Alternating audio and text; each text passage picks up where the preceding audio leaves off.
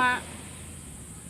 Pohon-pohon pala di bukit sakit, burung-burung nuri menjerit. Daripada membakar masjid, daripada membakar gereja, lebih baik kita bakar sagu saja. Pohon-pohon kelapa berdansa, gitar dan rifa, dan suaraku merdu. Oh ikan, oh taman karang yang bercahaya, oh saudara-saudaraku. Lihat, Mama kita berjongkok di depan kota yang terbakar. Tanpa aku sadari, laguku jadi sedih, Mama.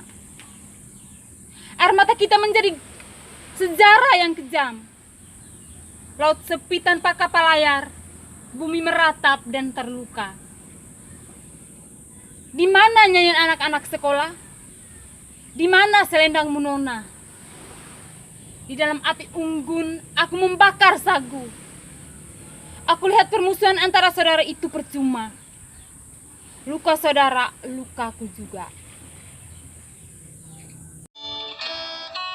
Puisi untuk Adi. Apakah nasib kita seperti sepeda rongsotan karatan itu? Oh, tidak, Di. Kita harus melawan. Waktu Bestari kan sudah mengajari kita bagaimana cara menghadapi derita. Kita yang akan memberikan senyum kepada masa depan.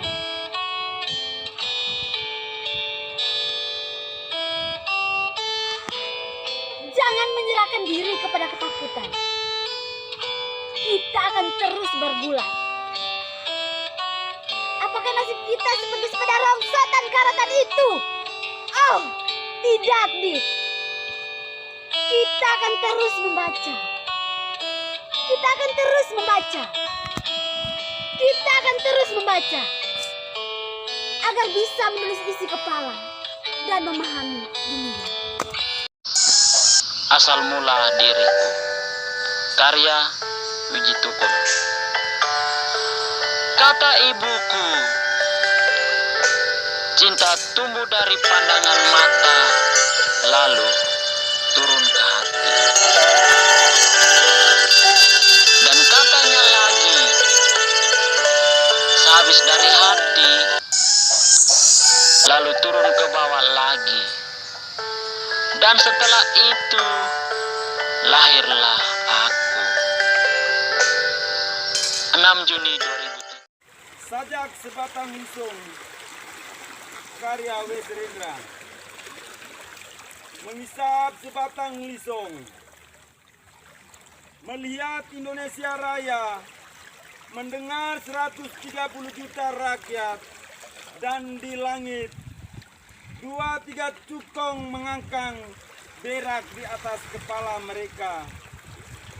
Matahari terbit, fajar tiba, dan aku melihat 8 juta kanak-kanak tanpa pendidikan.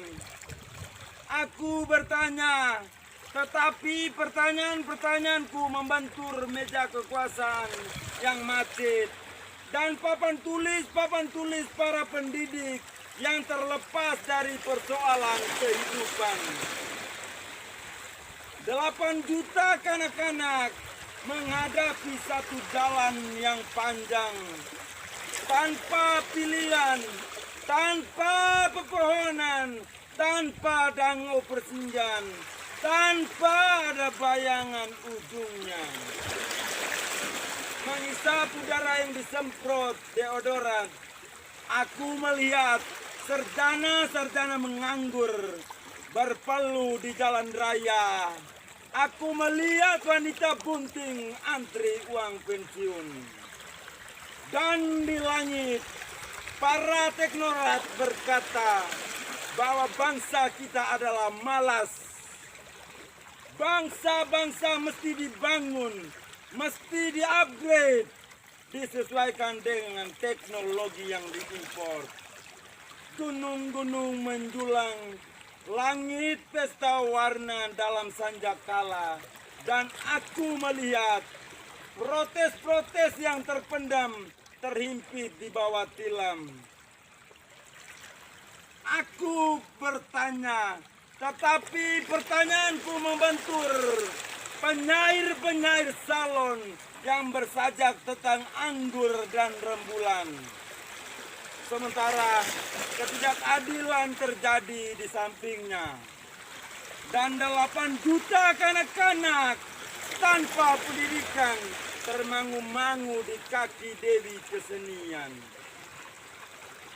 Bunga-bunga bangsa tahun depan berkunang-kunang pandang matanya di bawah iklan berlampu neon. Berjuta-juta harapan ibu dan bapak menjadi gumalau suara yang kacau, menjadi karang di bawah muka samudera. Kita harus berhenti membeli rumus-rumus asing. Diktat-diktat hanya boleh memberi metode, tetapi kita sendiri mesti merumuskan keadaan. Kita mesti keluar ke jalan raya, keluar ke desa-desa, mencatat sendiri semua gejala dan menghayati persoalan yang nyata. Inilah sajaku, pamflet masa darurat. Apakah artinya kesenian bila terpisah dari derita lingkungan? Apakah artinya berpikir bila terpisah dari masalah kehidupan?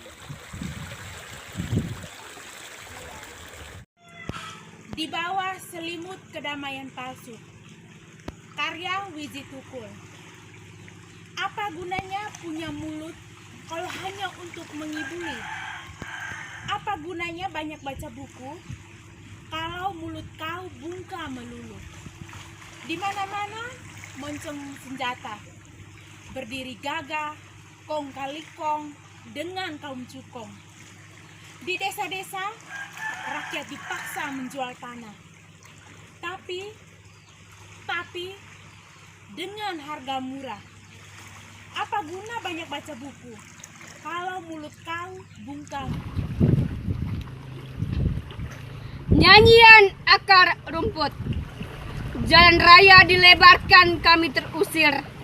Mendirikan kampung digusur, kami pindah-pindah. Menempel di tembok-tembok, dicabut terbuang. Kami rumput butuh tanah. Dengar, ayo gabung ke kami, biar jadi mimpi buruk presiden. Sekian dan terima kasih. Peringatan. Jika rakyat pergi ketika penguasa pidato, kita harus hati-hati. Barangkali mereka putus asa. Kalau rakyat bersembunyi dengan berbisik-bisik ketika membicarakan masalahnya sendiri, penguasa harus waspada dan belajar mendengar. Bila rakyat berani mengeluh, itu artinya sudah gawat. Dan bila omongan penguasa tidak boleh dibantah, kebenaran pasti terancam. Apabila usul ditolak tanpa ditimbang, suara dibungkam, kritik dilarang tanpa alasan, dituduh subversif dan mengganggu keamanan, maka hanya ada satu kata, lawan. Puisi untuk Adik, karya Wiji Tukul. Apakah nasib kita akan terus seperti sepeda rongsokan karatan itu? Oh tidak, Dik. Kita akan terus melawan. Waktu yang bijak bestari kan sudah mengajari kita bagaimana menghadapi derita. Kitalah yang akan memberi senyum kepada masa depan. Jangan menyerahkan diri kepada ketakutan. Kita akan terus berbuat.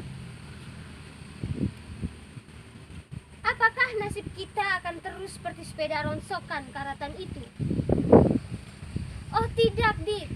Kita harus membaca lagi agar bisa menuliskan isi kepala dan memahami dunia. Solo, 25 Mei 87. Terima kasih. Bunga dan Tembok, karya Wijitu. Seumpama bunga, kami adalah bunga yang tak kau kehendaki.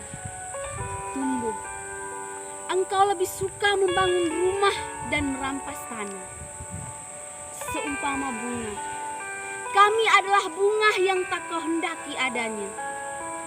Engkau lebih suka membangun jalan raya dan pagar besi. Kami adalah bunga yang dirontokkan di bumi kami sendiri. Jika kami bunga, engkau adalah tembok itu. Tetapi di tubuh tembok itu, tanah kami sebar biji-biji. Suatu saat kami akan tumbuh bersama dengan keyakinan. Engkau harus hancur dalam keyakinan kami. Dimanapun tirai akan tinggal.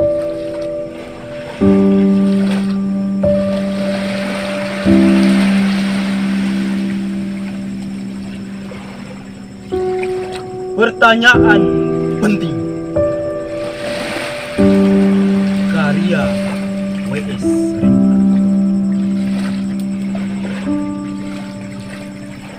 Indonesia indah melintang. Di samping pohon jambu berkembang. Di laut ikan cakalang dan lumba-lumba.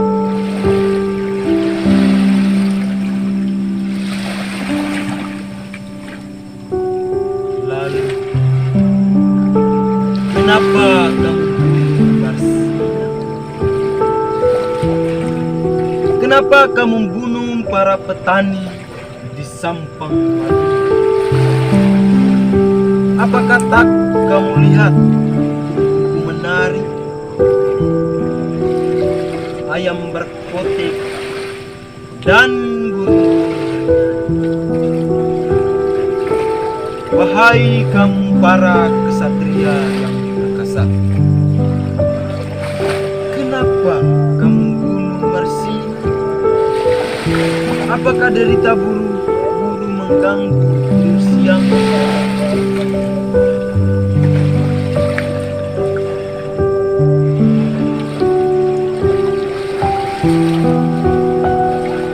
Kenapa kamu para petani di Sampang? Apakah kamu kesatria yang membela penindasan? Apakah kamu tidak pernah membayangkan demi terang waktu ia melahirkan kamu?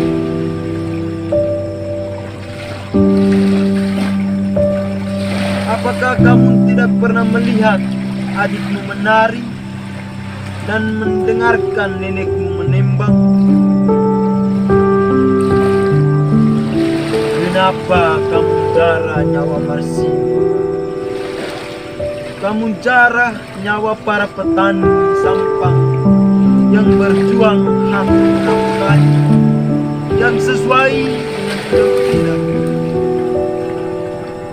Sedang dengan karang kamu membela para cukong yang menjarah gunung bangsa.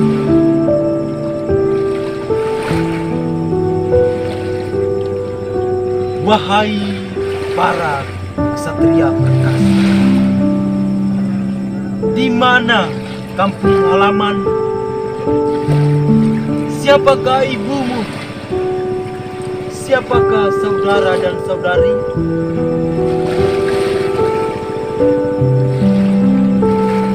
Waktu uang rakyat dibawa lari ke luar negeri, waktu daulat hukum dikhianati dan daulat rakyat dijala penjara oleh tirani, di mana kamu berdiri kesatria?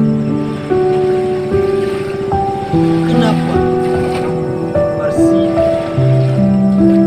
Kenapa kamu bunuh para petani di Sampang Madu? Kenapa kamu Udin dan Moses dan di Trisaksi 4 orang mahasiswa? Siapakah ibu para kesatria? Kenapa dengan berencana kamu perkosa perempuan-perempuan Cina yang aku berdaya? Siapakah yang melahirkan kamu para kesatria? Siapakah saudara dan saudarimu? Apakah ada putra dan putrimu? Dan kamu, para cukong penjara kekayaan bangsa, kamu juga yang keladi dari anak ini.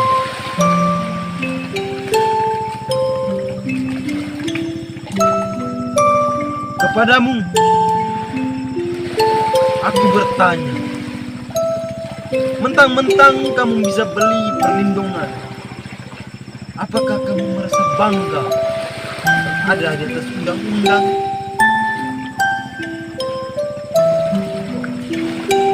Wahai candu kekuasaan, wahai bius harta kekayaan, wahai lengking mabuk nafiri kejayaan, wahai para biang keladi anarki, lihatlah telah kamu lukai dengan parah sampai berdarah-darah nurani bangsamu dan juga nurani dirimu sendiri.